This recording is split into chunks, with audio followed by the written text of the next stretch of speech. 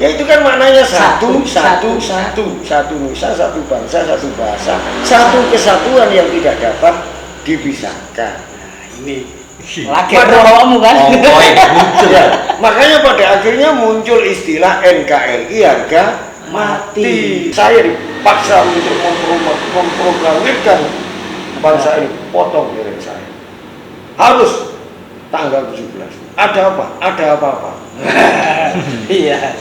Itu karena Bung Karno pada waktu itu belajar kepada ulama-ulama tasawuf yang mempunyai wawasan ke depan. Wastito, weruh sadurunge winara. Namanya sumpah jati diri bangsa. Sumpah jati diri bangsa. Iya. Sumpah jati diri bangsa.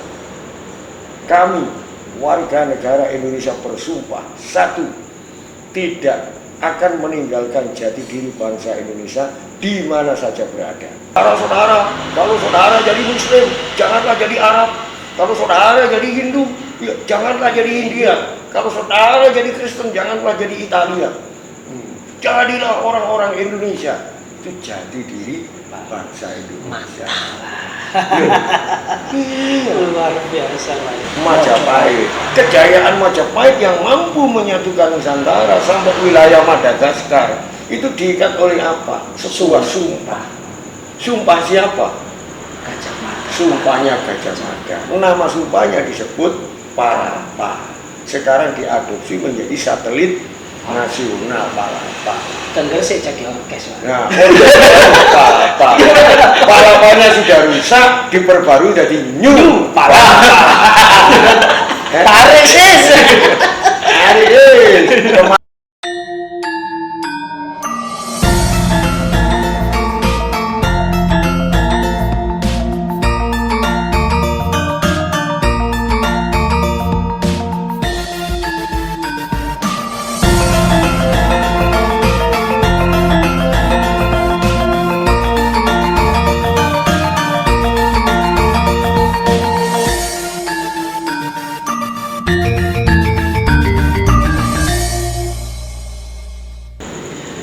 Assalamualaikum warahmatullahi wabarakatuh. Waalaikumsalam. Goreng kacang bro dicampur kanji. Lagi. Apa? Iki ono sepeda lho. Oh, sepeda rame mat biasa iki ngopi nang warung. Goreng kacang bro dicampur kanji. Aku ngobrol karo Pak Santri Haji. Mantap. Lah, Terus. Sile enggak lu? Ya salam seruput. Seruput sih. Tak kayak pertanyaan ya. Ada lanjutan. Alhamdulillah. Terus mapiar pokoknya Pak. Mapiar kopi ini. Mantap. Mama seruput. Nah, Mantap. terus nanti Pak kabarnya? Alhamdulillah sehat Mas. Alhamdulillah. Mungkin semangat sehat. Ya. Dulu seruput terus pasti sudah nggak asing lagi sama sebelah Cak Mus ini. Yang tempo hari waktu hari kemerdekaan kita ajak ngobrol, kita ajak ngopi santai, mengulas berbagai macam isu-isu bahkan sejarah apa sih kebangsaan itu yang meledak. Nah itu tadi. Nah ini malam ini alhamdulillah Cak Mus diberi kesempatan lagi dengan segudang Pak Sekjen ini lho. Jadi jadwal beliau ini padat tapi alhamdulillah masih ada menyempilkan sedikit waktu untuk kita ngobrol santai Pak ya. Ngopi. Lah gini Pak Santri Haji, bulan Oktober ini kan apalagi besok ini Pak, ini kan tanggal 28. Nah, 28 Oktober itu kan kita semua sudah tahu. Mungkin ini yang perlu kita ulas, kita obrolkan santai malam ini bahwasanya semua tahu tapi apa sih sebenarnya? Mungkin hanya sekedar seremonial, bahkan jangan-jangan para pemuda ataupun yang lain nggak tahu 28 ini tanggal apa. Yang apa cuma 14 Februari Pak, Valentine. Ada kan anak lah. Malam ini kita akan ngobrol santai, mungkin nanti akan diulas sejarah maupun apa sih saja nih. Tahu nggak hari apa? Apa? Sumpah Pemuda. Sumpah Pemuda. Sumpah tahu. Ngerti lah Pak. Awam mah Sumpah Pemuda. Ono maneh Sumpah apa? Sumpah Palapa. Sumpah Pocong. Lah iki sing iki maksudnya. Bukan nih lah. Kali bintang filmnya ayu-ayu. Iya, alhamdulillah. Lah. Sumpah Pocong.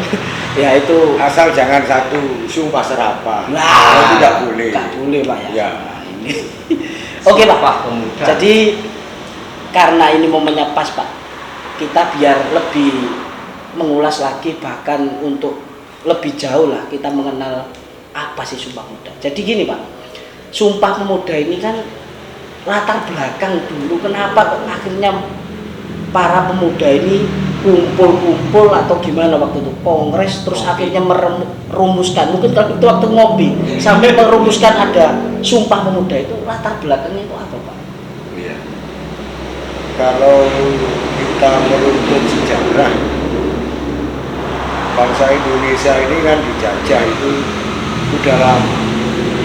Ada yang mengatakan 350 tahun, ada yang mengatakan 400 tahun. Loh kok lama Pak? Iya, karena itu dimulai dari masuknya Portugis di Selat Malaka. Itu penjajahan itu sudah ada banyak, jadi tidak dihitung Belanda saja.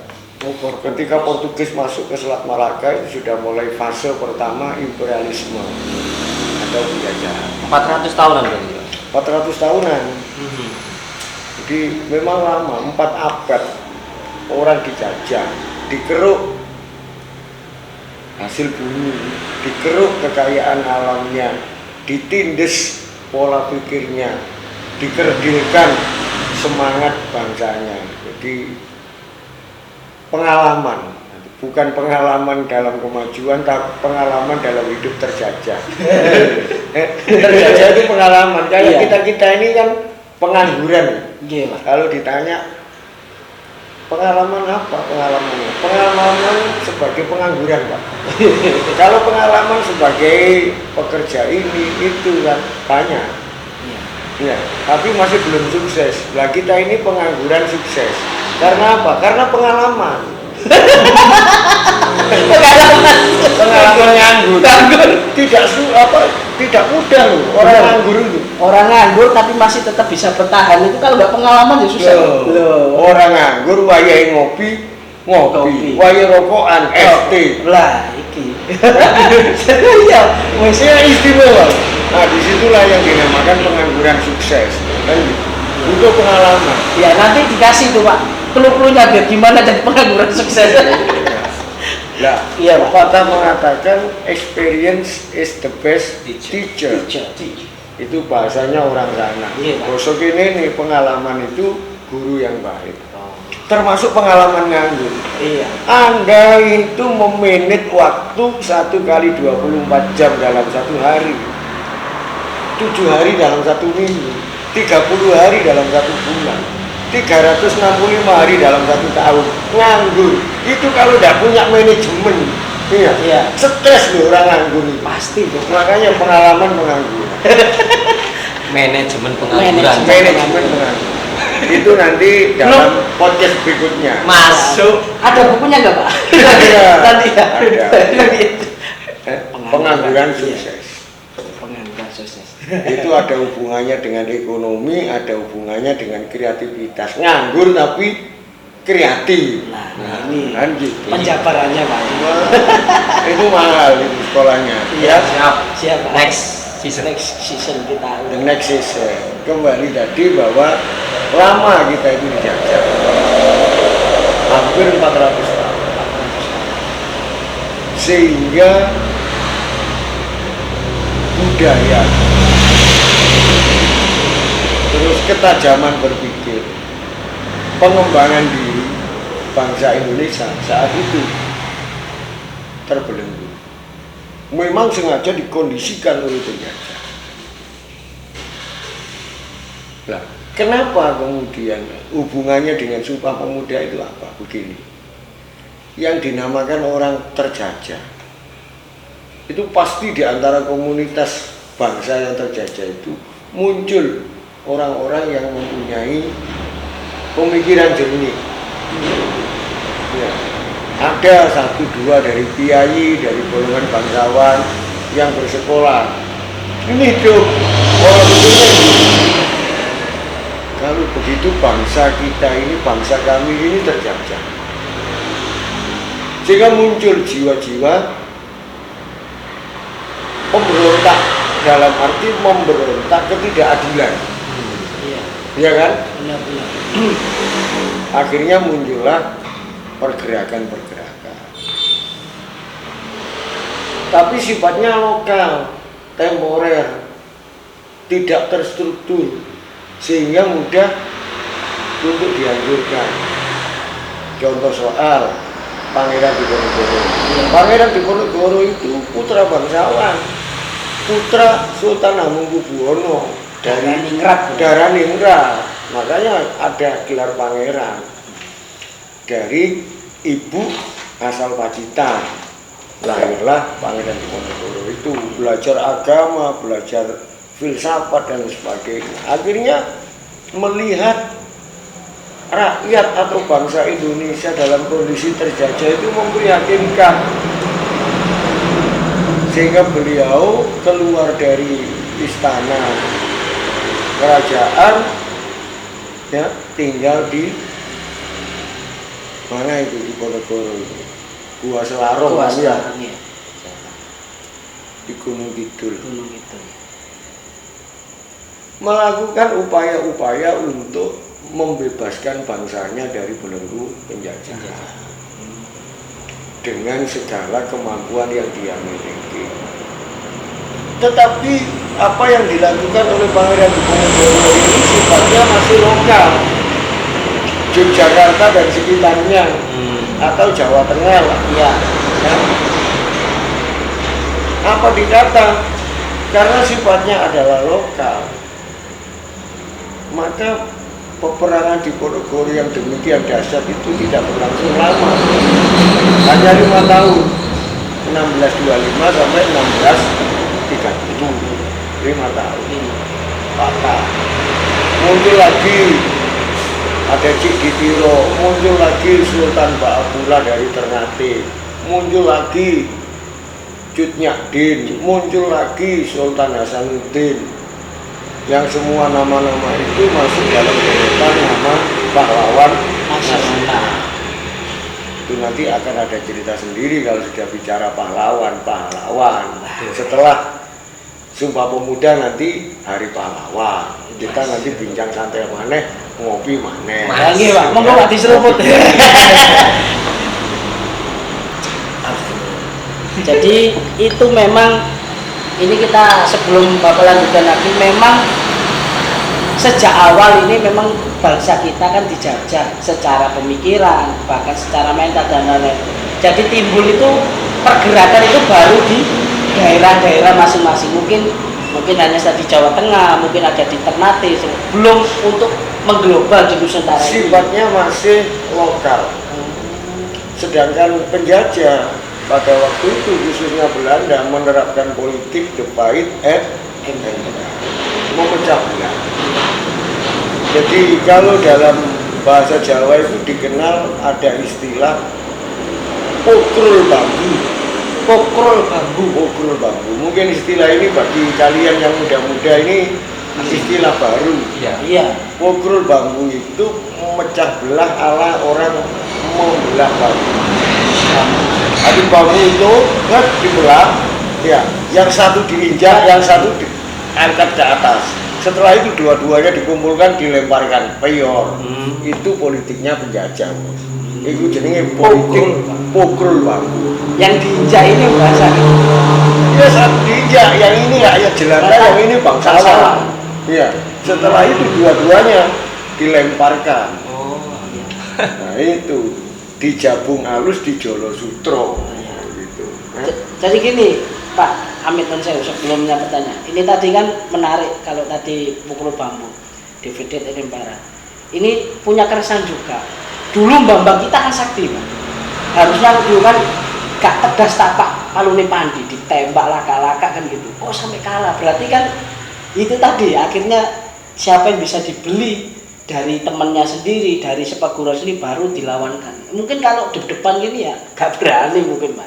Jadi kesaktian orang Jawa ditembak laka-laka di mesin mengsle. Iya. Tapi kalau diuncali bantal kan keturun. Itu kula Pak pelor, nempel molor. Jadi bagaimanapun juga kesaktian itu supranatural, itu kalah dengan fakta empiris. Betul. Kalau bicara kesaktian saudara, sakti ada supra natural, berarti sudah di atas natural ya. Para normal sudah di atas normal. Kalau sakti, Indonesia ini gudangnya supranatural, gudangnya para normal, dengan tidak mengurangi rasa hormat kepada teman-teman supranatural dan paranormal. Kalau ini diterapkan dalam hidup dan kehidupan yang natural, yang alami, ini tidak berlaku. Mengapa? Contoh sepak bola. Iya. Ini kan ada hubungannya dengan teknis loh. Benar. Bagaimana seorang Ronaldo, bagaimana seorang David Beckham, bagaimana seorang pemain-pemain bola kaliber internasional, Lionel Messi, skillnya kan bagus. Kemudian tim yang ini sudah ahli di bidangnya dilawankan dengan Indonesia. Indonesia seluruh supranatural, seluruh dukun, seluruh dikerahkan untuk membentengi gawang supaya tidak bisa gol. Kenyataannya bisakah? Ya enggak. Wong dengan Arab Saudi aja itu satu lusin. Ya mungkin kalau itu ibarat Uya Grose gak terima sakarung, Mbak, sak ton itu tetap. Iya, ditutup negara. Bukan terus gak bisa masuk. Pangeran Diponegoro kurang sakti apa? Pendampingnya Kiai Mojo, Kiai Sentot Prawiro Dirjo. Iya, top itu.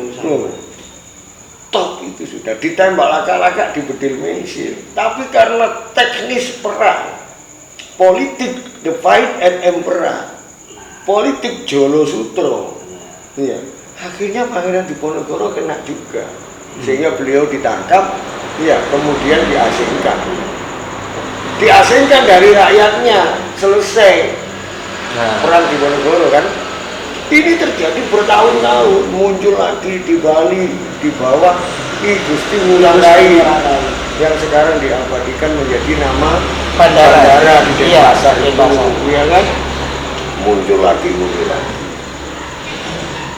Dari keprihatinan bahwa setiap pergerakan itu ditumpas oleh penjajah Belanda, maka kemudian anak-anak negeri, anak-anak bangsa ini yang bersekolah itu mencari formula opo sebabnya, apa penyebabnya. Ternyata setelah diteliti-teliti itu kurang adanya persatuan dan kesatuan. Iya kan? Iya. Makanya kemudian ketika kemerdekaan itu berdiri Televisi Republik Indonesia menjalin persatuan dan kesatuan. Kan gitu. Ini embrio awal mula, akhirnya nanti Sumpah Pemuda ini, Pak. Iya, Sumpah Pemuda itu berawal dari sebuah penelitian analisa di mana setiap perjuangan yang dilakukan secara sendiri-sendiri atau kelompok-kelompok kecil pasti akan bisa ditumpas. Gitu. Kenapa? Kurang kuat. Kekuatan itu ada pada persatuan. Dulu orang bilang, bersatulah. Seperti apa bersatunya? Seperti sapu lidi. Sapu lidi itu kalau satu mudah dipatahkan. Mentok ya selilit. Iya. Tak cukrek kan gitu ya. Nah, kalau sapu lidi ini dikumpulkan jadi satu, diikat, ini tidak mudah untuk dipatahkan. Malah bermanfaat untuk membersihkan sampah, membersihkan sawang dan lain sebagainya. Tapi bersatu ala sapu lidi itu juga tidak bagus. Kenapa? Yang menyatukan bukan dirinya sendiri, orang lain. Dalam hal ini tali rafia atau gedebok, ya. Atau pedotani sabu, ya kan? Tapi kan bukan dari dirinya loh. Nah kalau orang lainnya capek, kan gitu. Tidak bersumber dari dalam dirinya sendiri, jadi lemah. Misalnya kalian ini bersatunya dalam karena orang lain.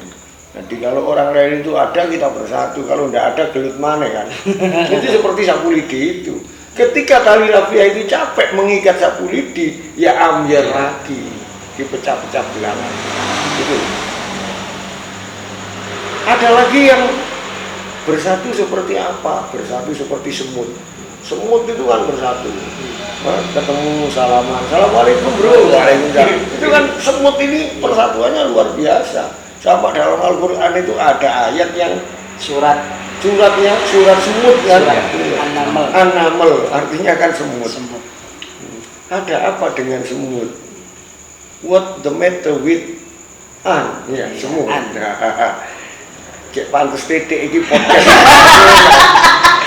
Meskipun ngopi santai tapi masih kelakonan ya, English wong. Iya, English. Keliru. Tapi semut ini luar biasa dalam komunitas persemutan ini. Semut ada proyek batang cecek. Bro, orang batang cecek. Loh, di mana? Di sana. Ayo kita garap. Butuh berapa pasukan? Kalau orang 20 gak ngatasi ya 50 semut lah. Oke, kita gerakkan 50 semut. Tuh kuat, pasukan semut jalan menuju batang cecek itu ya. Sampai di lokasi Hulu bis kuntul bais ini diangkat sama-sama. Hulu bis kuntul dibawa ke tempat persembunyian, lengi lah ya, dibawa nang lenginya bisa nanti dimanfaatkan. Tapi bersatu ala semut ini ada kelemahannya. Karena apa? Beberapa semut ini mangkring di atasnya. Sing ning sore ini ngangkat-ngangkat sing dhuwur iki mangkring. Ini dili iki. Ayo gitu. Ayo tapi dek ini dili. Iya. Sehingga sampai di lengi semut itu tarik ringit dong. Yang di bawah sudah habis sudah. Iya, digerogoti yang ada di atas itu. Nanti iki jenenge mangan balunge kancane. Nanti bersatu ala semut pun kurang baik. Kan ada kita ini. Ayo rek, garap proyek ini itu nek wis beres sudahlah, nanti keuntungannya kita bagi sama. Seadil-adilnya, seluruh-seluruhnya. Ya. Ternyata dhek sing nyekel dhuwit moro-moro dientekno gawe iki acara selesai. Endi, Bro? Apa itu? SHU-ne iku ndi?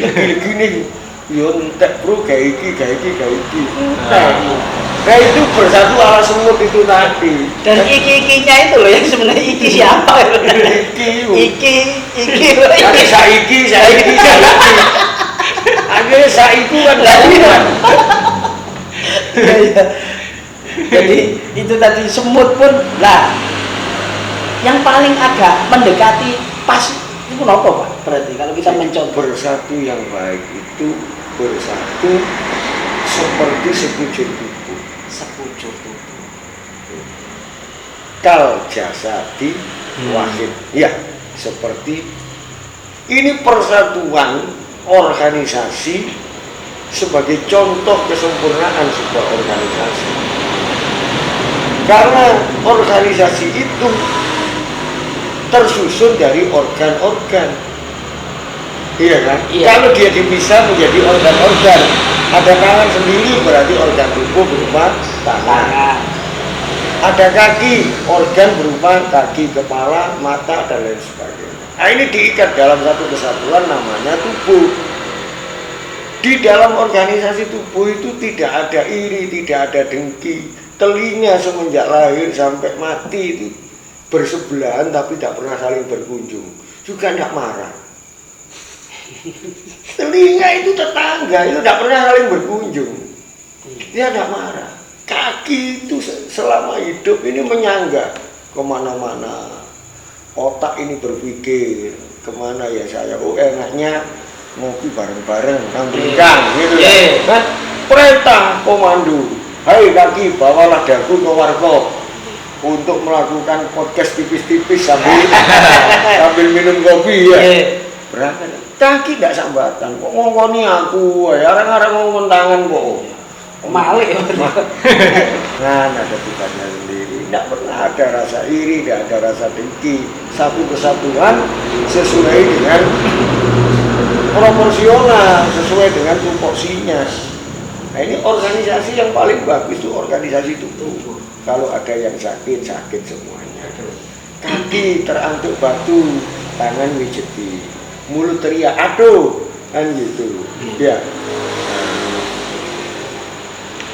Oleh karena itu kemudian dari perjuangan yang sifatnya lokal ini, maka pemuda-pemuda Indonesia yang berpendidikan pada waktu itu berpikir, apakah belum ada yang berpendidikan? Sudah, tapi mereka membentuk komunitas-komunitas. Jong, Jong Jawa, Jong Sumatera, Jong Sulawesi. Karena bahasanya banyak yang berbahasa Belanda, Jong Java, Jong Celebes, kan Jong Islaminten Pon. Artinya zone lah sini Pak. Iya, zone itu zona maksudnya. Iya, Jong. Saiki zong iku ngomong iki halus. Iya. Ya apa ono jong jadi iki. Ya apa, Bro? Ayo bagi-bagi kene kok. Zong jong. Kosong maksudnya. Oh, jadi keresahannya pemuda tadi dari jong-jong tadi Pak, dan zona itu akhirnya mereka mengadakan apa Pak? Rapat atau kombinasi? Rembuk rukun lah, mengadakan pertemuan tipis-tipis di warung kopi. Ini terus, kapan bangsa ini bisa bangkit, kapan bangsa ini bisa merdeka. Gimana kalau kita adakan kongres saja, gitu loh. Nanti ada kongres pemuda pertama, ada kongres pemuda kedua. Kongres pemuda pertama itu menyamakan persepsi, gitu loh. Merumuskan, menyamakan persepsi. Baru di kongres pemuda kedua itu terjadilah Sumpah Pemuda. Apa sih sebenarnya sumpah itu? What is the meaning of sumpah? Sumpah itu perjanjian suci. Jadi sebuah ikatan yang disepakati dalam bentuk perjanjian suci. Ikrar. Sumpah itu ikrar untuk sesuatu yang baik. Maka akhirnya sepakat para pemuda ini berkumpul di Jakarta pada tanggal 28 Oktober 1928. Akhirnya mengikrarkan diri berbangsa satu, bangsa Indonesia, bertanah air satu, tanah air Indonesia, berbahasa satu, bahasa persatuan, bahasa Indonesia. Jadi lagu satu Nusa, satu bangsa, satu bangsa. Satu. Memang itulah. Jadi inilah luar biasa anugerah Tuhan. Anda perhatikan 28 Oktober 1928. 28 itu 2 dan 8 itu berapa? 10 itu angkanya berapa? 1 dan 0. 1 kesatuan. 1 Nusa. Bulan Oktober bulan berapa? Bulan 10, 1, 0, 1 Nusa, 1 bangsa. 1928, 19 itu berapa? 1 dan 9, 10. 1 bahasa. 28, 1 lagi. Apa? 1 kesatuan yang tidak dapat dipisah-pisahkan. Itulah Indonesia. Ini sangat sakral.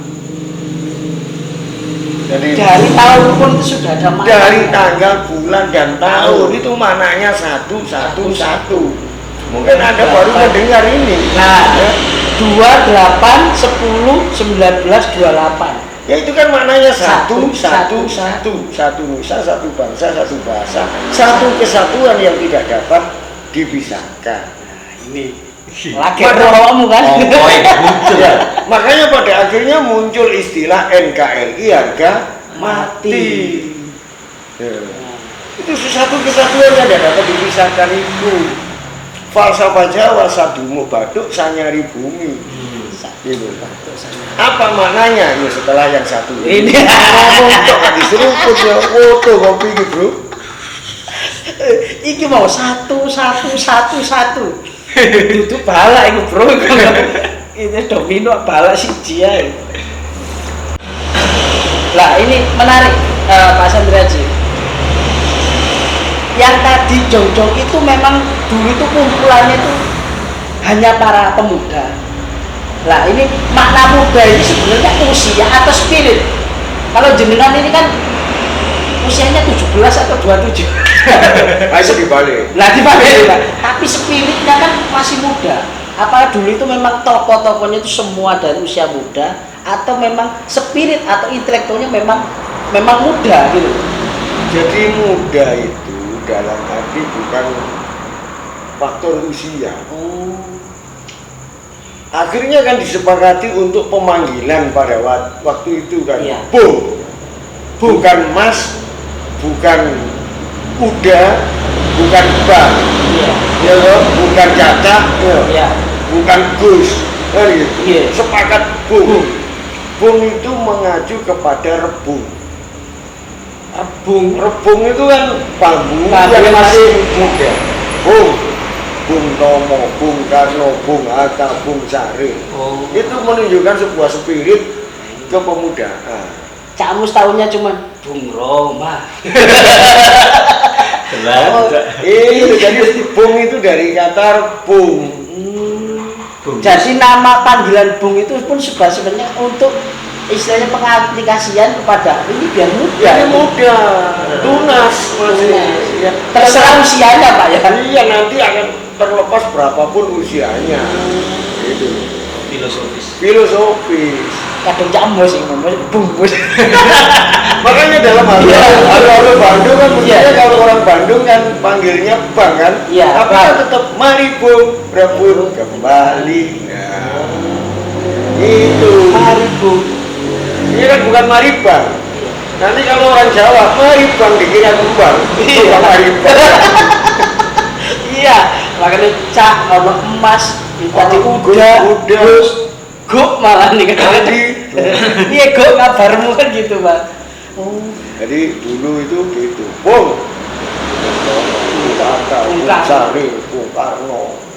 Supaya muda. Ya, supaya jiwanya ini muda. Kenapa kok harus pemuda? Karena pemuda itu satu, mempunyai orientasi masa depan. Betul. Ya kan? Loh, kalau pemuda tidak mempunyai orientasi masa depan, ya sudah alamat masa depannya suram. Madesu. Iya kan? Tapi kalau orang tua pada waktu itu misalnya kongres sumpah orang tua itu cenderung satu, membatasi diri karena faktor usia, sebentar lagi akan out, iya kan? Akan dead. Ya tidak ada semangat loh. Adanya apa? Nerimoin Pak Andu, si jaja-jaja titik, pokok iso ibadah. Kan gitu. Selamat dunia akhirat. Mangan gak mangan pokoknya. Ngumpul. Apa sih ngumpul kan cuman iki arek-arek malah seneng orang tua saya iki, Pak. Oh iya. Iya. Saya muda suka orang tua tapi. Iya. Nah itu kalau hanya komitmen saja, ya tidak kuat, maka harus diikat dalam bentuk sumpah. Karena sumpah itu sebuah kebulatan tekad yang disaksikan oleh alam semesta dan Tuhan. Tapi tidak main-main. Ikrar itu tadi. Ikrar itu sebuah ikatan batin, ikatan yang sangat kuat, komitmen bersama.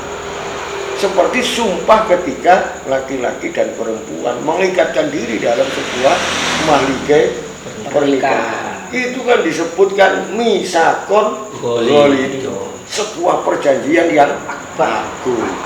Itu tidak main-main, bos. Begitu pula sumpah pemuda. Nah, Indonesia ini bisa jaya itu karena sumpah. Dari awal Ada 3 sumpah yang perlu kita ketahui yang membawa kejayaan Indonesia Raya. Sumpah pertama itu terjadi di tahun 1400 ya, di saat kejayaan Majapahit. Kejayaan Majapahit yang mampu menyatukan Nusantara sampai wilayah Madagaskar itu diikat oleh apa? Sebuah sumpah. Sumpah siapa? Gajah Mada. Sumpahnya Gajah Mada. Nama sumpahnya disebut Parapa. Sekarang diadopsi menjadi satelit nasional Palapa. Dan Gresik jadi orkes. Pak. Nah, Palapa. Palapanya sudah rusak, diperbarui jadi New Palapa. Tarik sis. Kemarin main di Ngepung baru tiga lagu bubar. Tawuran Nah, tadi. iya. Wis arek-arek iki kowe nek gak tawuran iki kurang enak. Ya apa Kak Nun? Lah iya. Oh ya, gini Pak tadi kan berarti kan ini perlu ya Cakmu sendiri kan berawal dari ketidaktahuan mungkin mewakili turu-turu serupu terjadi kan Sumpah Pemuda ini sebenarnya di sana tidak hanya anak pemuda, mungkin di sana juga waktu itu ada orang tua atau yang istilahnya apa? Atau memang semua pemuda Pak? Loh, semuanya itu dianggap pemuda. Waduh. Walaupun usianya 50 tahun, walaupun usianya 60 tahun, pemuda. Pemuda. Ini yang perlu. Makanya di teks-teksnya kan Kenapa disebut betul. pemuda? Karena pemuda itu harapan bangsa. Nah, harapan bangsa itu tidak mengenal faktor usia. Unlimited, tanpa batas. Siapapun yang hidup di bumi Indonesia itu harapan bangsa. Gitu. Pokoknya spiritis. Spiritnya spirit pemuda. Jadi perlu ya ini perlu di Maka Makanya kemudian dikasih tahu mereka Pak mengikrarkan Sandiaga. diri, dirumuskan dalam bentuk sebuah kebulatan tekad itu untuk satu nusa, satu bangsa, satu bangsa. Coba kalau ini tidak ada Sumpah Pemuda, mungkin semuanya akan bersikukuh dengan bahasanya masing-masing. Iya kan? Iya. Ya sulit. Di Indonesia itu ada berapa ribu bahasa, sedangkan bahasa Jawa saja dialeknya sudah beda-beda. Iya. Pasti ini. Halus, agak ke barat-baratan halus, Matraman dan sekitarnya Matraman. halus. Piye to? Ya, halus. Sikile kayak dekan ngono, ngapunten, sukune kebudak. Nyari ke Surabaya kan ya selok beset. Nah iya. Diaput kali sekelmu ya. Nah iya. Itu bahasa Jawa. Jawa itu ngono. Nah, kalau agak kebal aja kayak kue. Orang dikapak-kapakkan meletek dewek. Nah ini ya. Nah ini kalau ini tadi kan agak kita kembali ke konteks Pak. Konteks yang Sumpah Pemuda tadi menjunjung bahasa satu persatuan tadi Pak. Ya kalau tidak disatukan seperti itu, contoh misalkan dalam sekarang, terus presidennya itu orang apa gitu Pak. Akhirnya dia bahasanya bahasa ngapa? Orang apa ya? Iya. Orang sedulur kabeh. Piye kabare? Lah iya. Bingung. Luar biasa. Nah kalau boleh tahu Pak, kalau di riwayat gitu pelopor utamanya gitu Pak. Tadi kan secara umum ya, lokal lokal. gitu, yang punya inisiatif Pertama itu kira-kira bisa dideteksi. Yang menjadi sentral dari ide itu memang ini kan banyak orang. Ada Sukomo, ada Sarin, ada M. Yamin, ya kan? Iya. Sehingga ini tidak bisa diklaim satu dua orang. Itu tidak bisa. Jadi ini memang namanya juga kebersamaan. Jadi tidak ada orang yang mengklaim ini ide saya. Enggak. Sumpah Pemuda. Oh iya Pak. Ini pertanyaan juga. Di dalam beberapa literatur sejarah maupun yang Cakmus pernah baca, mungkin bacanya Cakmus kurang. Nah itu Bung Karno zaman itu di mana? Ya, Bung Karno pada waktu itu kan masih sekolah. Nah sekolah waktu itu. Iya. Bung Karno ini masih belajar di rumah Haji Umar Said Cokro Aminoto. Ya. Jadi cuma sudah tahu. Sudah tahu. Cuma belum berkiprah zaman. Belum berkiprah. Kiprahnya belum tampak. Nah, itu loh. Ini seniornya berarti Ya. seniornya yang tampil. Belum tampak. Sehingga dalam fakta historikal sejarah, Iya. beliau tidak banyak ada di situ. Oh benar. Ya, nanti generasi berikutnya. Nah ini. Baru muncul ya. Ya, walaupun pernyataan ini masih perlu juga dikaji secara empiris. Bagaimana nanti itu biar teman-teman ahli sejarah yang akan meluruskan. Siap-siap. Makanya kan di beberapa literatur kan tidak dicantumkan, bahkan ya tidak ada di situ Bung Karno. Apa? Oh, mungkin lagi belajar, mungkin ini ya sudah apa ya? Sudah menjadi aktivis tapi belum tampil gitu kan. Kadang-kadang itu orang-orang yang cemerlang pemikirannya itu ada, tapi karena dalam posisi anggota atau bukan tim perumus, maka itu tak apa. Itu loh. Iya. Jadi bukan menafikan seorang Soekarno, tapi memang Sumpah Pemuda itu konsorsium, artinya kebersamaan. Jadi tidak menonjolkan ABCD, tapi bareng. satu hal yang paling krusial dalam Sumpah Pemuda itu, pertama kali dikumandangkan lagu kebangsaan Indonesia Raya. Jadi perjuangan bangsa Indonesia mengangkat senjata dengan bambu runcing, dengan golok, dengan parang, dengan rencong, dengan apa saja, itu Belanda tidak pernah kepikiran. Kecil, kerahkan kekuatannya. Tapi begitu Rudolf Suparman, Wage Supratman itu menciptakan lagu Indonesia Raya, ini ketakutannya Belanda luar biasa. Jadi Belanda itu takutnya itu dengan lagu, sehingga Kongres itu pun tidak dilarang, asal jangan kumandangkan lagu Indonesia Raya. Akhirnya lagu Indonesia Raya dinegosiasikan, tetap ini lagu, iya, tapi jangan pakai teksnya. Jadi instrumennya saja. Instrumen tapi tidak boleh dinyanyikan. Tidak boleh dinyanyikan. Ya waktu instrumentaliannya yang dimainkan. Jadi Belanda ketakutan karena kan isi makna lagu itu kan sudah menggugah semangat juangnya, semangat. Takutnya malah sama lagu. Takutnya sama lagu. Tapi itu diperkenalkannya nggak waktu Sumpah Pemuda itu enggak itu Pak? Ya enggak, sebelumnya ini kan Pak Rudolf Supratman kan sudah berkali-kali merilis sebuah lagu. Ada lagu Fajar, ada lagu macam-macam. Tapi yang paling fenomenal itu Indonesia Raya itu. Saya menjadi lagu kebangsaan. Iya, beliau belajar dari sang alim Pangeran Sosro Kartono. Jadi mengarang lagu seperti kita menulis surat cinta itu, tulis kok gak enak dikeruwes, dibuang, cari itu lagi, nulis lagi, ya gak cocok, diwocok maneh, keruwes. Itu pemuda zaman dulu. Kalau sekarang ya cukup WA atau video call kan gitu kan. Iya. Mbah alam ini kok nulis surat. Suratnya saya itu wis dadi email ya. Email. Saking takutnya aja. Iya. Makanya ketika Sumpah Pemuda itu kalau nggak salah cuman instrumen biola gitu Pak ya? Iya, instrumen biola.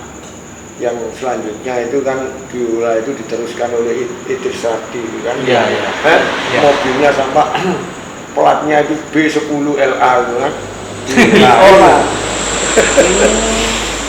Jadi ketakutan Belanda zaman itu sudah mencium ini sebenarnya, karena lagu ini sebagai pemersatu. Bahkan kalau sekarang tidak, lagu kan menggugah, bahkan yel-yel seperti ini kalau diucapkan serentak, wah ini bisa bangkit. Dan perlu diketahui lagu Indonesia Raya itu yang ditulis oleh Wage Supratman itu bukan hanya satu stansa, tapi ada tiga stansa.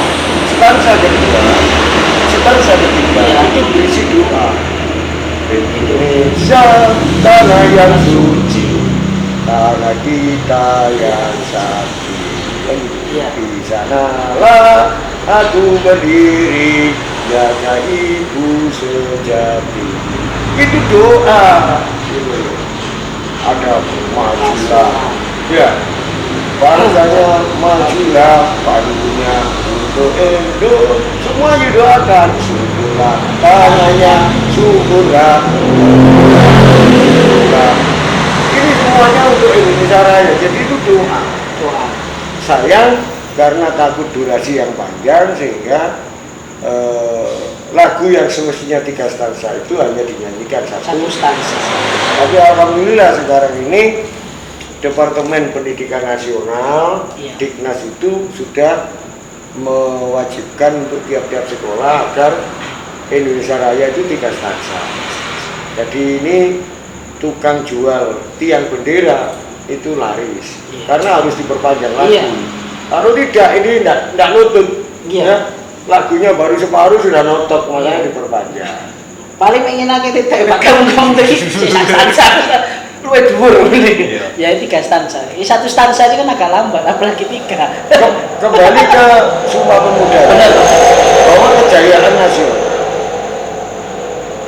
itu diawali dari sumpah. Nah, Sumpah Pati yang Palapa. Sumpah Mahapati Palapa. Mahapati Palapa. Jadi sumpah Hamukti Palapa. Hamukti Palapa. Iya kan? Hamukti Palapa.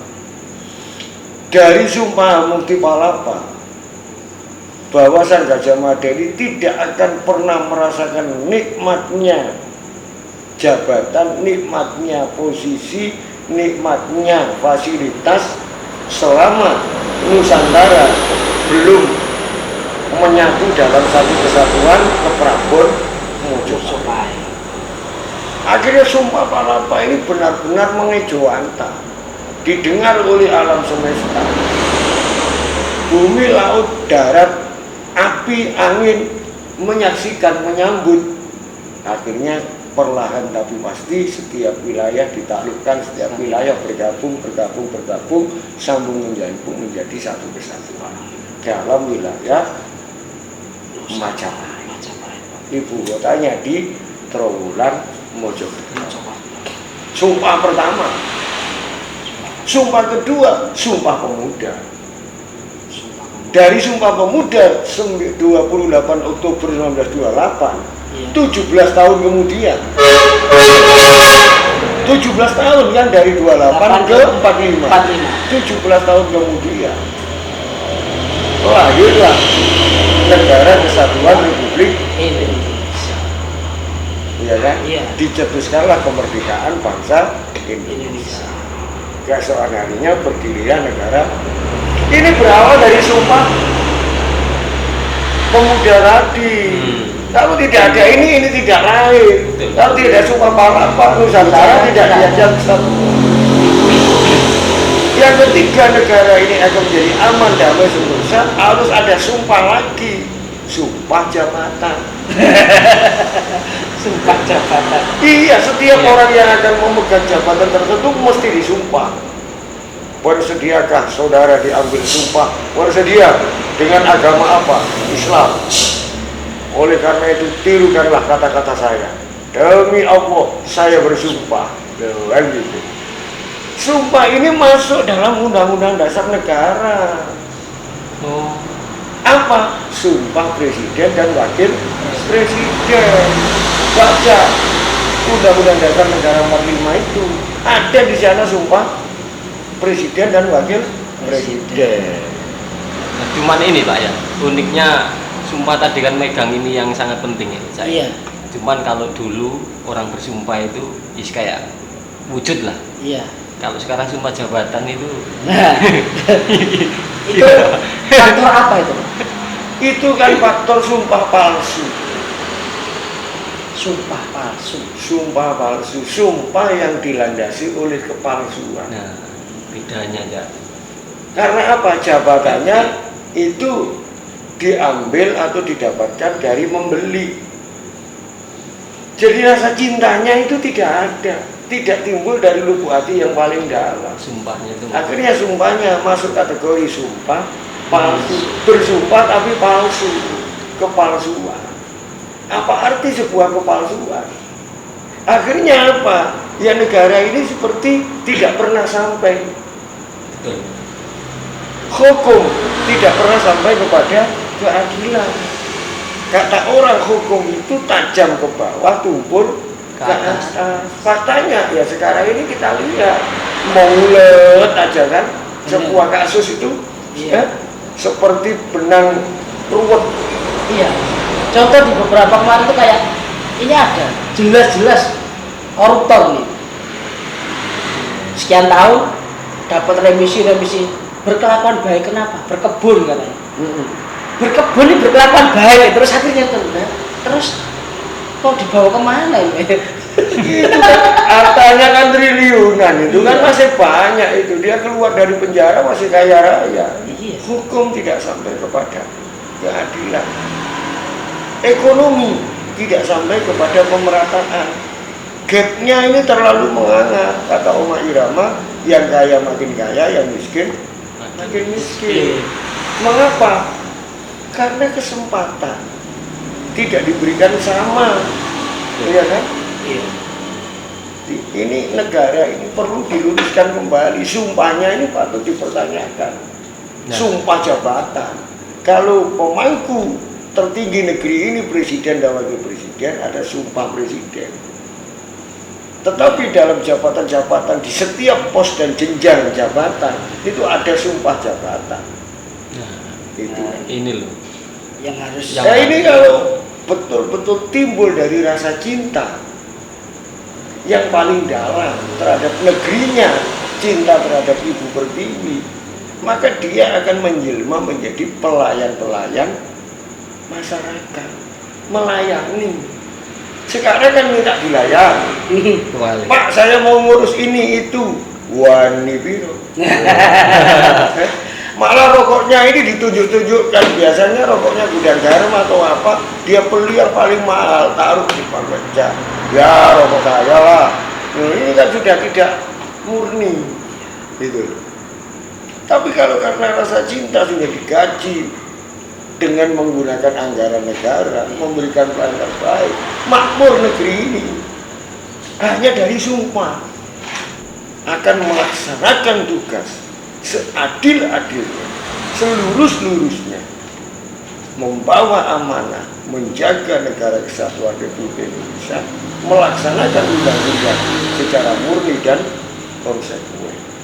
berarti kan gini Pak, secara dia mengartikan kata, kan namanya pelayan Pak ya, pelayan masyarakat. Harusnya dia melayani, bukan yang untuk dilayani. Betul. Itu aja sudah konsepnya sudah salah. Jadi cara ini berpikir. karena terjadi pelanggaran sumpah. Oleh Nah, karena itu seiring dengan menyongsong sumpah pemuda Udah. kepada semuanya, terutama teman-teman yang sedang mendapat amanah jabatan, ya jabatan. Kalau kita ini jadi penduduk kan tidak pernah bersumpah. Sebagai penduduk saya bersumpah.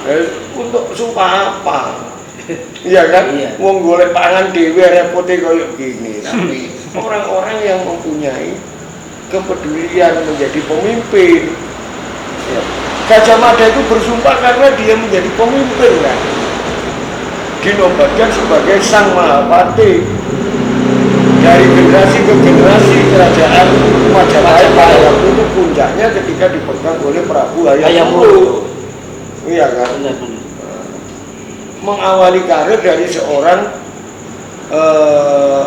ini tukang merawat kuda, kemudian menjadi prajurit kecil-kecilan, kemudian menjadi ketua regu, kemudian menjadi panglima komandan pasukan, gitu, sampai pada akhirnya sang patih sudah ujur, Gajah Mada diangkat oleh Ibu Suri pada waktu itu, Iya. ya kan? Benar. Kemudian beliau bersumpah itu. Sumpah malam. Sumpah Pemuda dengan komitmen yang sama, satu nusa, satu bangsa, satu bahasa, sehingga komunikasi bisa terjalin dari Sabang sampai Merauke. Apa yang diinginkan oleh Jakarta, apa yang diinginkan oleh Surabaya, apa yang diinginkan oleh Medan, apa yang diinginkan oleh Toli-Toli, ini bisa terkoneksikan dengan bahasa yang sama, ya kan? Sehingga persatuan itu timbul. Nah, kalau persatuan ibarat satu tubuh tadi, Iri-irian. iya. Secara topoksi, kalau kaki ya buat jalan, kalau tangan ya Makanya negaranya terbentuk menjadi negara kesatuan. Iya, Iya. kesatuan yang disatukan oleh rasa yang sama, oleh rasa cinta yang sama, saling memiliki dalam satu wadah, yaitu NKRI.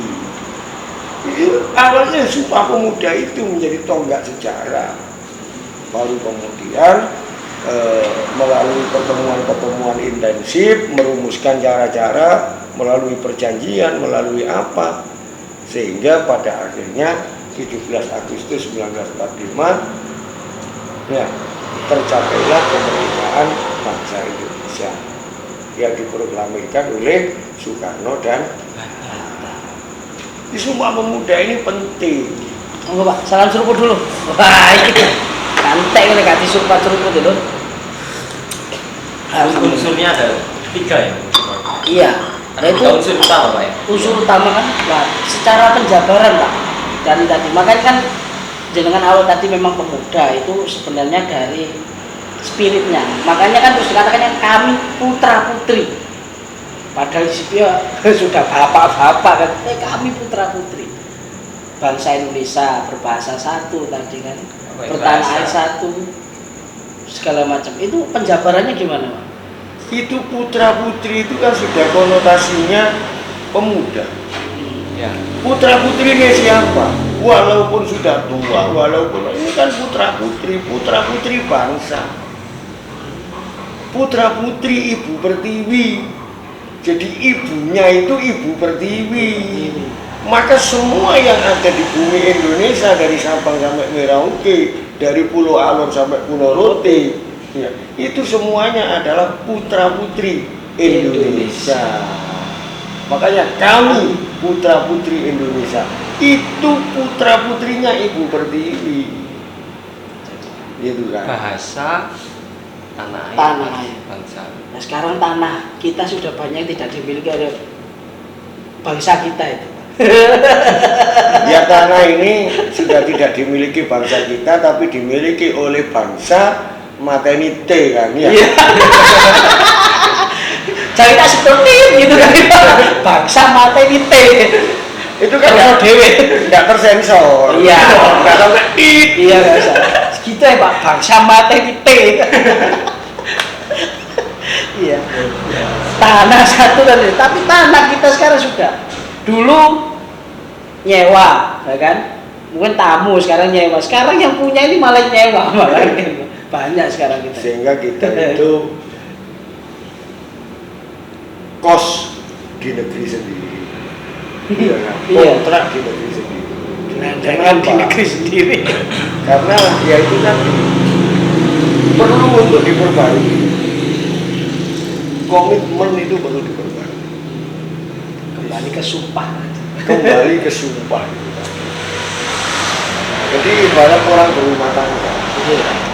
Seiring perjalanan waktu, sudah mulai rasa cintanya kepada istri, istri kepada suami sudah mulai luntur karena terpesona oleh rumput tetangga. Iya. Maka untuk mengembalikan itu harus memperbarui komitmen. Duduk bersama memperbarui komitmen. Dulu kamu melihat apa sekarang? Nah, sekarang bangsa ini seperti ini. Hukum jauh dari keadilan, ekonomi jauh dari pemerataan, kepemimpinan jauh dari pengayuman, ya kan? Politik jauh dari keteraturan, ilmu jauh dari kearifan. Apa anak sekarang nggak pinter? Pinter, ya, sampai S2, S3, sampai S-nya nggak muat. Iya, es lilin Mas. Secara pendidikan formal pinter. Tapi ini tidak membawa kearifan, kesenggol didik muru. Gara-gara tim kesayangannya kalah, stadion dibakar. Apa mereka bukan berpendidikan? Berpendidikan. Sangat Mas. Sangat berpendidikan. Dibandingkan dengan leluhurnya malah sekarang lebih berpendidikan. Lebih berpendidikan. Tapi ini ilmu itu tidak membawa kepada kearifan, kedewasaan berpikir. Nah, kan gitu. Secara pandang Bapak apa Pak yang berkurang sekarang itu? Harus dikembalikan. Istilah sekarang kembali ke jati diri bangsa Indonesia. Jati diri bangsa Indonesia itu apa? Ya kembali ke pembukaan Undang-Undang Dasar 45 secara murni dan konsekuen. Pembukaan Undang-Undang Dasar 45 itulah kitab sucinya bangsa Indonesia. Kalau Indonesia kepingin makmur, adil dalam kemakmuran, makmur dalam keadilan, kembalilah kepada pembukaan Undang-Undang Dasar 45. Karena di dalam pembukaan Undang-Undang Dasar 45 itu termuat tujuan negara, latar belakang kemerdekaan, apakah penjajahan itu, semuanya termuat itu. Di dalam pembukaan itu pula di alinea keempat termuat dasar negara Pancasila. Ini jati diri. Jangan hanya diampal. pengaplikasiannya dalam hidup kehidupan sehari-hari. Contoh, Indonesia itu mempunyai dua politik. Benar. Politik dalam negeri dan politik Luar negeri. Politik dalam negeri disebutkan di dalam alinea keempat, melindungi segenap bangsa Indonesia dan seluruh tumpah darah Indonesia, memajukan kesejahteraan umum, mencerdaskan kehidupan bangsa. Ini tugas atau fungsi atau tujuan didirikannya negara ini. Pertanyaannya, sudahkah? Kesejahteraan umum sudahkah? Ekonomi sudah rata. Ekonomi sudah meratakah? Pendidikan sudah benarkah? Mencerdaskan anak bangsa. Politik dalam negeri, politik luar negerinya bebas, aktif, tidak ngeblok ke kiri, tidak ngeblok ke kanan, ikut menertibkan dunia dengan dasar perdamaian abadi dan keadilan sosial. Makanya ketika terjadi sebuah konflik, contohnya antara Rusia dan Ukraina, Presiden Jokowi terbang ke sana karena itu amanah undang-undang, ikut menertibkan dunia berdasarkan perdamaian abadi dan keadilan sosial, menjadi katalisator. Makanya kalau bangsa Indonesia ini kembali ke Undang-Undang 45, khususnya ke pembunuhan, nanti Indonesia itu menjadi super power perdamaian. Sebagai mercusuar Pak ya istilahnya Indonesia. Maka sekarang dicanangkan menuju Indonesia emas di tahun 2045. Di usia Indonesia yang 100 tahun, kematangan berpolitik, kematangan berbangsa, kematangan bernegara. Untuk Sumpah Pemuda ini tadi Pak, sekarang kita tarik ke sekarang, untuk bagaimana sih Pak secara relevan kita pengaplikasiannya, mungkin jenengan yang lebih senior ngasih wacana, ngasih wejangan, ngasih arahan kepada kita-kita yang benar-benar masih muda, bukan hanya usia dari jenengan tadi spirit, itu gimana sih Pak pengaplikasian, bahkan ya untuk ini loh yang lebih kita garis kecilnya atau lebih mudahnya itu gimana sih pengaplikasiannya di zaman sekarang ini? Di zaman sekarang ini harus dikembalikan untuk memahami esensi daripada Sumpah Pemuda. Esensi itu hal yang sangat substansial, hal sangat krusial, hal yang sangat fundamental dalam rangka mengikatkan diri dalam satu kesatuan. Nah, ini aplikasinya harus dilakukan pembelajaran di dalam masyarakat, dalam tata kehidupan berbangsa dan bernegara. Si A dari Madura, si B dari Bali, si C dari Jawa. Esensi Sumpah Pemuda diterapkan dalam kehidupan sehari-hari. Itu begitu temannya dari Jawa ngomong bahasa Jawa, yang sini tersinggung rasanya. Tapi kalau esensi dari Sumpah Pemuda itu terbawa, ketika kita berbeda-beda suku, agama, kita menggunakan bahasa persatuan, nyambung, tidak ada yang tersinggung, kesempatan yang sama. Cocok ngerasani misalnya, ngerasani gitu. Jadi kesadaran esensi akan kesatuan itu. Iya. Akhirnya sumpah itu enggak hanya jadi ritual belaga Pak ya. Betul. Bukan hanya dihafal dan ritual belaga sebagai syarat upacara. Itu tidak penting. Yang lebih penting adalah aplikasi dalam berbangsa dan bernegara itu. Yang hilang itu tadi loh. Esensi ini yang hilang. Sumpahnya masih ada. Sumpahnya masih ada. Seperti kita bersumpah ketika kita dapat satu cewek, sumpah aku hanya cinta kepadamu. Tapi ketika ini hilang, ya, ada cewek lain berpaling, sumpah lagi. Iya kan? Iya. Makanya di mana kadang ini, eling lan waspada. Eling nek duwe waspada nek ana sing liyane. Mantap. Disumpah itu. Siap. Luar biasa. Oh iya kan. Ya, tapi jam lebih udah. Iya. Wah, ini makanya sumpah itu sebuah tali benang emas. Benang emas. benang emas. Jadi itu emas itu kan tidak bisa luntur. Kalau luntur itu sekuan. Benang emas. Sehingga digambarkan kesatuan ini di dalam lambang negara itu kan saling terkait gitu Pak. Saling terkait. Dan terkaitnya itu perhatikan, yang satu bulat, yang satu lonjong, yang satu bulat, dan satu itu sebuah ikatan putra putri kan. Kalau bulat semua itu putri semua, masa Indonesia ya tidak bisa berkembang. Atau kalau lonjong semua berarti putra semua, itu plus dan minus, itu simbol laki-laki dan perempuan, putra putri itu dalam rantai emas itu.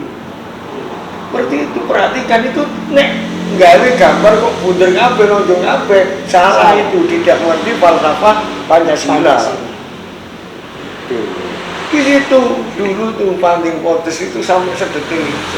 Mulai lambang, kata, bahkan sampai tanggal tadi itu loh. Wis ono itu. Ono itu kan ini. Nogodino. Luar biasa itu. Maka kembali ketika 17 Agustus. Iya.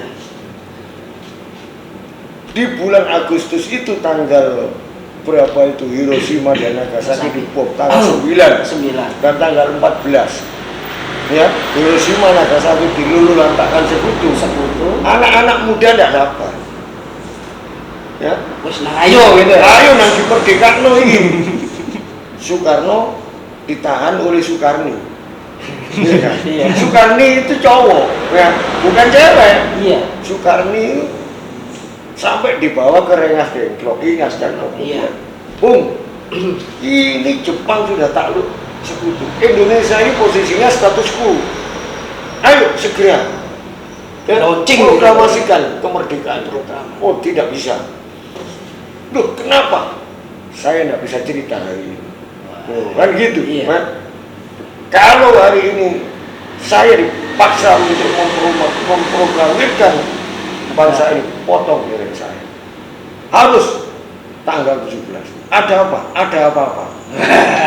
Iya. Itu karena Bung Karno pada waktu itu belajar kepada ulama-ulama tasawuf yang mempunyai wawasan ke depan. Wastito, weruh sadurunge winara.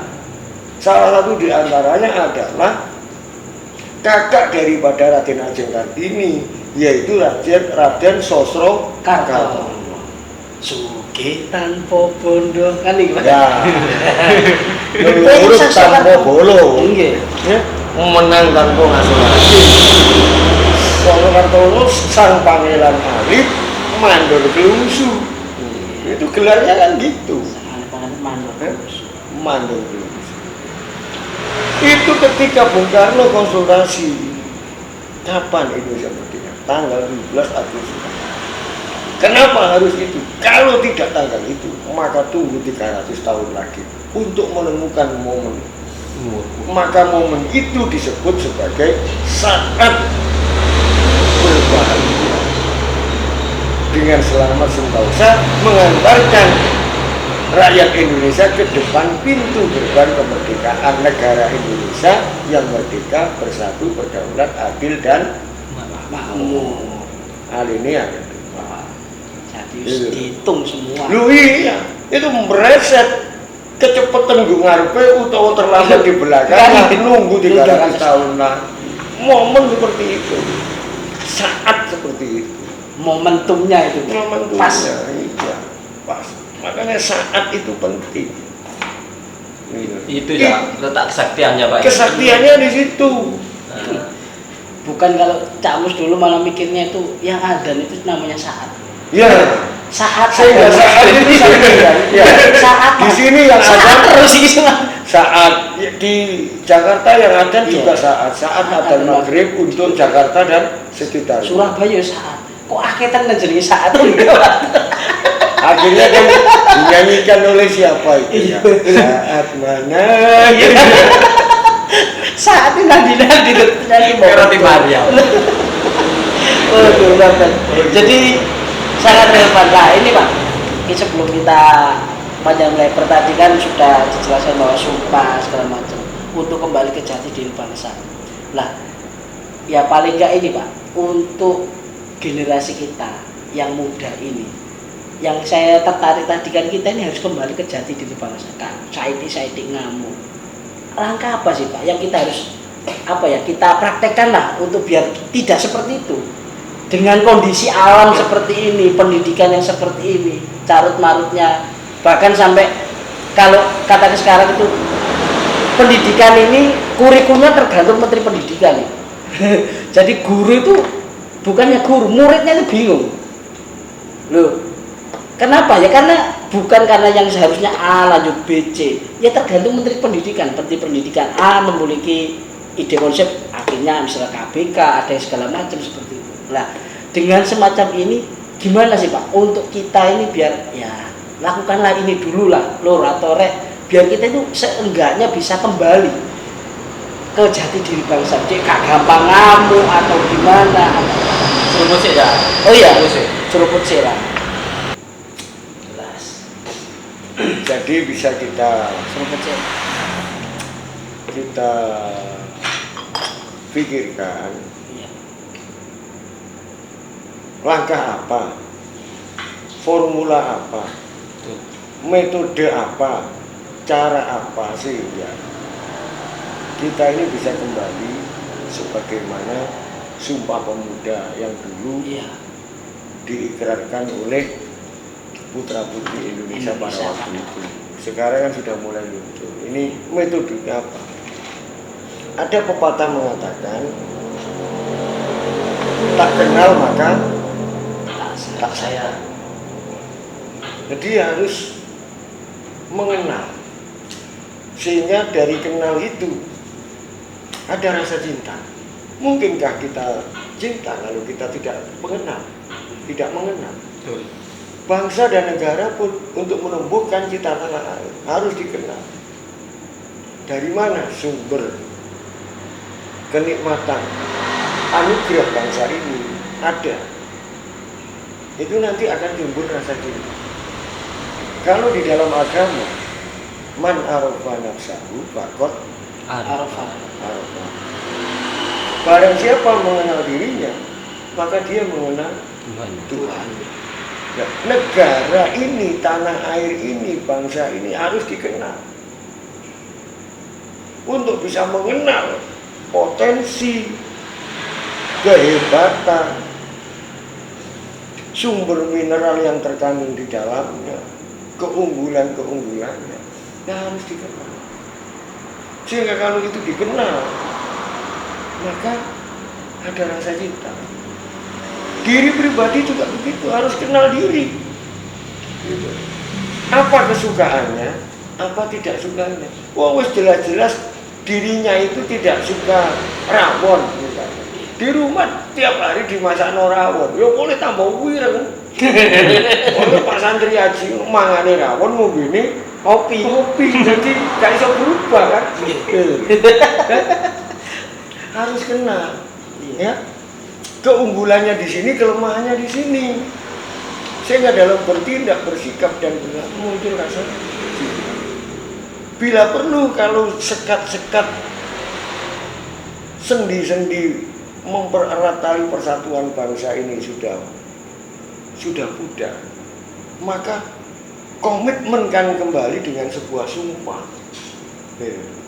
Kalau rumah tangga yang membilas, iya kan, diperkuat kembali, maka di sini kami dari persaudaraan cinta tanah air itu sekarang ini melahirkan satu sumpah, namanya Sumpah Jati Diri Bangsa. Sumpah Jati Diri Bangsa. Iya, Sumpah Jati Diri Bangsa. Kami warga negara Indonesia bersumpah, satu, tidak akan meninggalkan jati diri bangsa Indonesia di mana saja berada.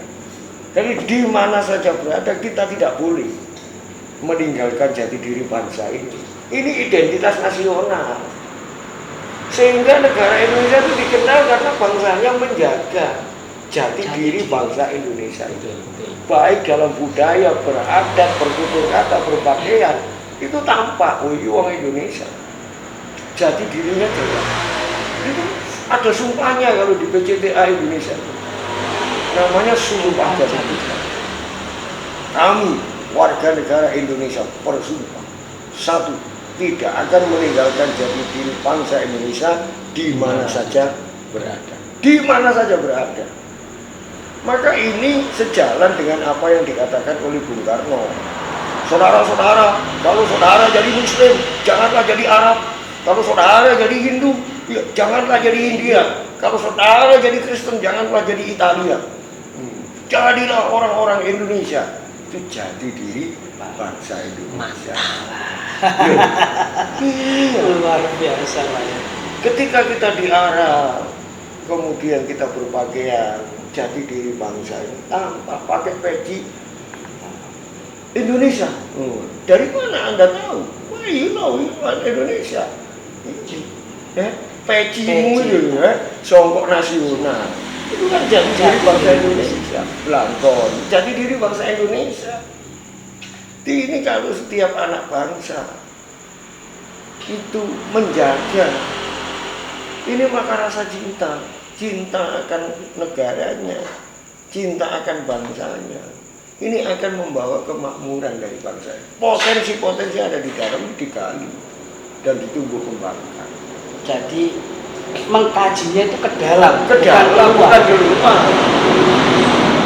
Indonesia itu teknologinya luar biasa. Ketika luar negeri belum teknologi tinggi, itu di sini teknologinya canggih. Buktinya apa? Gamelan itu teknologi canggih, bos.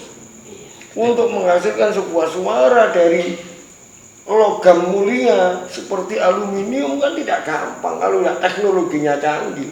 Sedangkan di bangsa lain, negara lain mungkin alat musik baru gitar atau iya. Kalau kita sudah logam, berarti Sudah kan logam. peradaban bangsa kita sudah tinggi. Fakta-fakta sejarah adanya Candi Borobudur, Prambanan dan lain sebagainya, itu sudah arsitektur luar biasa. Artinya peradabannya tinggi. Makanya kita harus kembali ke jati diri bangsa. Sumpah yang kedua, tidak akan meninggalkan jati diri bangsa Indonesia kapan saja dan dalam keadaan apa saja. Kapan saja dalam keadaan apa saja, jati diri bangsa ini harus kita bawa. Kalau setiap pribadi-pribadi ini membawa jati diri, dialah duta-duta bangsa ini di mana saja berada. Identitas nasional tampak. Sehingga semua ini adalah salesman dari negeri ini. Maka turis-turis dari asing Indonesia akan dihormati. Dan nantinya akan menjadi superpower perdamaian dunia. Kan begitu. Yang ketiga, kami warga negara Indonesia bersumpah tidak akan meninggalkan jati diri bangsa Indonesia apapun resikonya. Nah, ini yang agak berat ini. Apapun resikonya. Ini sumpah jati diri bangsa ini nanti kalau dikenalkan dan ini dijadikan sebagai tonggak sejarah untuk kembalinya negara ini kepada jati diri, ini akan kemakmuran. Jati diri bangsa apapun resikonya. Gak kena goyang musik, Gak kena goyang. Wani tiro tadi. Tetap menjaga. Apapun resikonya. Apapun resikonya. Misalnya kita di luar negeri, saudara jangan membawa jati diri bangsamu karena kamu di sini harus begini. Oh, tidak bisa. Loh, resikonya dideportasi, silakan deportasi. Jati diri bangsa Indonesia ini diterjemahkan secara apik sempurna oleh sang proklamator. Jadi Soekarno itu di mana-mana dia berada, apapun resikonya itu tetap membawa jati diri bangsa Indonesia. Dari segi penampilan, dari segi kepemimpinan, itu wajah Indonesianya itu sangat tampak. Itulah jati diri bangsa Indonesia. Luar biasa. Ngapunten Pak, sebelum penutup nih. Untuk itu tadi, sumpah jati diri bangsa tadi, langkah konkret kedepannya dari PCTA Indonesia gimana Pak? Sumpah itu akan diapakan? Kayak kemarin kan yang ini ya, apa? Yang ini loh, frase kemerdekaan ya, bangsa itu. Atau mungkin sumpah jati diri bangsa ini mau dibawa kemana gitu Pak? Ini nanti juga akan kita jadikan kebulatan tekad untuk bisa menjadi jargon nasional. Jargon nasional. Tapi sementara ini karena rasa cinta yang mendalam dari persaudaraan cinta tanah air ini, maka ini masih internal. Nah, ini secara sistematis dan masif ini kita kampanyekan dengan dialog-dialog, dengan pelatihan-pelatihan.